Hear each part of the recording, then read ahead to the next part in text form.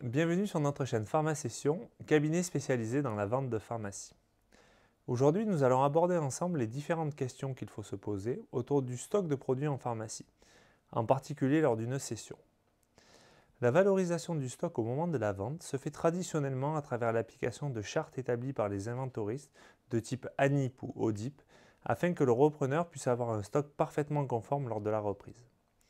Toute une série de règles seront alors appliquées, comme le retrait des produits périmés bien sûr, mais aussi les produits périmables à 6 mois, les boîtes abîmées, les stupéfiants ouverts, les produits ne se faisant plus, etc.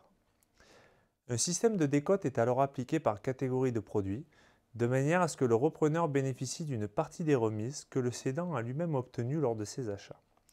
Les inventoristes fournissent aux clients des grilles avec les explications nécessaires. Alors comment se passe le paiement du stock lors d'une session en pharmacie?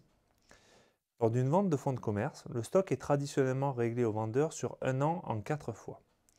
En pratique, nous établissons 4 billets à ordre, dont la première échéance sera à 3 mois de la prise de possession. Cependant, ce crédit fait par le vendeur ne donne pas lieu à un taux d'intérêt.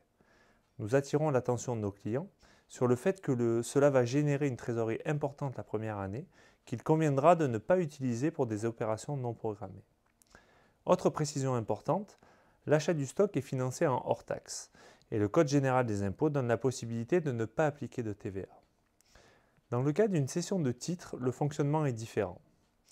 En effet, le stock faisant partie intégrante de l'actif cédé, il est inclus dans les prix des parts sociales. Néanmoins, un inventaire physique sera tout de même réalisé la veille du jour de cession pour valoriser le stock.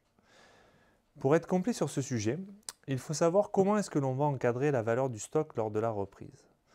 En effet, lors de la cession d'un fonds de commerce de pharmacie, le montant du stock repris est souvent un sujet délicat. Le repreneur ne souhaite pas que le stock soit trop important afin de se donner la possibilité de se réapprovisionner dans de meilleures conditions.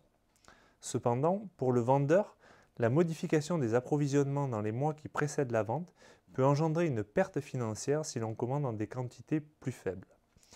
Par ailleurs, un stock trop abaissé peut aussi provoquer des ruptures et donc une perte de clientèle qui ira se fournir chez un concurrent. Afin de minimiser les désagréments, nous préconisons un encadrement minimum et maximum du stock lors du compromis de vente sans être trop sévère sur la valeur minimale. Voilà donc ce que je voulais vous dire aujourd'hui sur le sujet du stock de marchandises en pharmacie.